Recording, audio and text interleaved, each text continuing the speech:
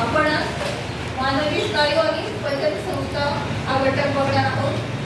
त्याच्यामध्ये स्नायू म्हणजे काय ते आपण बघणार आहे. आता मी तुम्हाला सांगितलं की असं आपण केल्यानंतर हा जो आपल्याला भाग लागतो याला काय म्हणतात, मसल. आपण सगळ्यांना तुम्हाला माहिती मसल्स म्हणजेच काय, स्नायू. तर आपल्या शरीराचे सगळे जे बोन्स आहेत, सगळे हाडं जे आहेत ते एकमेकाला कशामुळे जोडले गेले, स्नायूमुळे. आपल्या पूर्ण शरीरभर सगळ्या स्नायूंना, सगळ्या हाडांना हे स्नायू जोडलेले असतात. स्नायूचे असे जे जसे दोऱ्याचे जसे बंडल असतं त्याच्याप्रमाणे स्नायूचे बंध असतात जे आपल्या दोन हाडांना जोडून ठेवतात. तर या स्नायूमुळे आपल्या शरीराला आकार प्राप्त होतो. जे तुम्ही बॉडी बिल्डरचे जो शेप बघतात तो कशामुळे होतो, त्याच्या मसल्समुळे. तर त्याच्यासाठी ते भरपूर व्यायाम करतात. तर कशामुळे मग स्नायूंना चांगला आकार किंवा आपल्या शरीराला आकार व्यायामामुळे मिळतो. आपले जे स्नायू आहेत ते आपण चांगले ठेवले पाहिजे, त्याच्यासाठी आपण चांगला आहार घेतला पाहिजे, चांगला व्यायाम केला पाहिजे. आता या स्नायूची हालचाल कशी होते, तर त्याचं आकुंचन आणि म्हणजे रिलॅक्सेशन आणि आकुंचन आणि प्रसरण असं होत असतं, बरोबर. जेव्हा तुम्ही एखादी मुवमेंट करता, एखादी हालचाल करता, तर ते स्नायू जे आहेत ते आकुंचन आणि प्रसरण अशा त्याच्यामध्ये क्रिया होत असतात. समजा तुम्ही चालताय किंवा तुम्ही लिहिताय, या सगळ्या ज्या आपल्या कृती आहेत दिवसभराच्या, चालणे आहे, लिहिणे आहे, पळणे आहे, तुमचं बोलणं आहे, बोलण्यामध्ये सुद्धा आपल्या चेहऱ्यावरचे जे सगळे स्नायू आहेत ते आपण वापरतो. आपल्या पापण्या आपण उघड बंद करतो, बरोबर. तर त्याच्यामध्ये सुद्धा हे जे छोटे स्नायू आहेत ते वापरले जातात. म्हणजे आपली प्रत्येक हालचाल ही स्नायूंवर अवलंबून आहे. नुसतं हाड असेल तर ते असं जास्त राहील, पण त्यामध्ये जे जोडलेले आहेत ते आहे स्नायू. त्या स्नायूमुळे आपण हालचाल करू शकतो. तर आकुंचन आणि शिथिलीकरण हे त्या स्नायूचा महत्त्वाचा गुणधर्म आहे. वेगवेगळ्या कृती या स्नायूमुळे होत असतात. आपल्या पूर्ण शरीरभर वेगवेगळे स्नायू असतात. स्नायूचे दोन प्रकार आहेत, तर एक म्हणजे ऐच्छिक स्नायू आणि दुसरा आहे अनैच्छिक स्नायू. पहिला आहे ऐच्छिक स्नायू. ऐच्छिक स्नायू म्हणजे काय, जे आपल्या इच्छेवर अवलंबून आहे. ही हालचाल जसं की आता आपलं चालणं आहे, बोलणं आहे, हे आपल्या इच्छेवर अवलंबून आहे.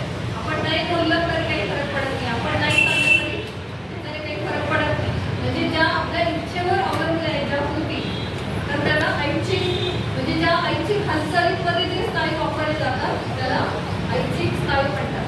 त्याला काय म्हणतात, व्हॉल्युंटरी मसल. इंग्लिशमध्ये त्याला म्हणतात व्हॉल्युंटरी मसल.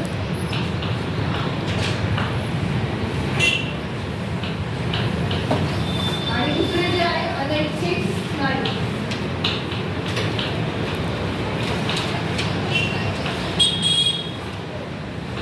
त्याला म्हणतात इनव्हॉल्युंटरी मसल.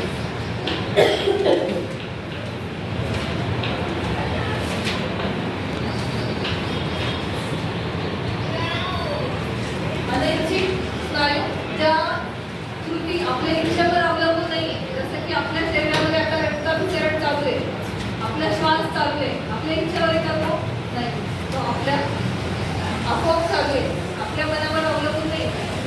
आपल्या जे काही ब्लड सर्क्युलेशन आहे, आपलं श्वसन आहे, आपलं जे डायजेशन आहे, पचन, आपण जे काही खातो त्याचं पचन होतं. तर ह्या ज्या काही कृती आहेत ज्या आपल्या इच्छेवर अवलंबून नाही, या कृतींमध्ये जे स्नायू वापरले जातात, जे अवयव वापरले जातात, म्हणजे आपल्या अंतर्गत, जसं की आपण श्वास घेतल्यानंतर आपला श्वासमध्ये जातो किंवा पचन जे होतं पूर्ण तुमच्या तोंडापासून जे तुमचं आतडे, जठर, मरीज, हे जे सगळे अवयव आहेत यांचं जे कार्य चालतं ते आपल्या इच्छेवर अवलंबून असतं. आणि ज्या कृतींमध्ये जे स्नायू वापरले जातात त्यांना अनैच्छिक स्नायू म्हणतात. व्हॉल्युंटरी मसल्स आणि इनव्हॉल्युंटरी मसल्स. त्याच्यामध्ये कोणते अवयव येतील, उदाहरण सांगा मला. ऐच्छिक स्नायूमध्ये कोणकोणते अवयव येतील जे आपल्या इच्छेवर अवलंबून आहे, ते कोणते असे अवयव आपल्या इच्छेवर अवलंबून असतात. हा बरोबर. अजून पाय, बरोबर. जसं आपण हात हलवतो, आपण चालतो, हे आपल्या इच्छेवर अवलंबून आहे.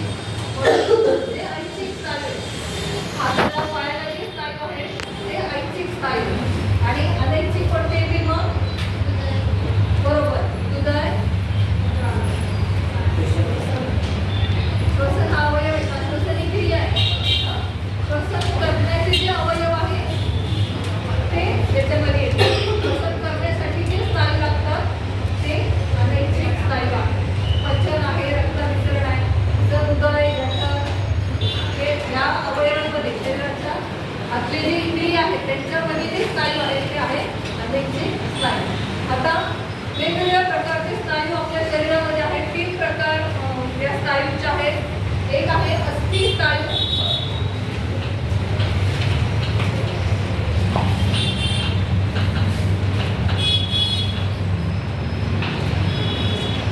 दुसरा आहे हृदयाचे स्नायू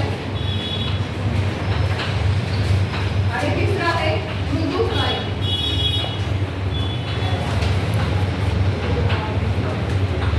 अस्थि स्नायू, अस्थि म्हणजे काय? हाडं. आपल्या शरीरामध्ये जे अस्थि आहेत ते ज्या काही बोन्स आहेत त्याला अस्थि म्हणतात. तर सगळ्या शरीरातल्या हाडांना जोडणारे जे स्नायू आहेत त्यांना अस्थि स्नायू म्हणतात.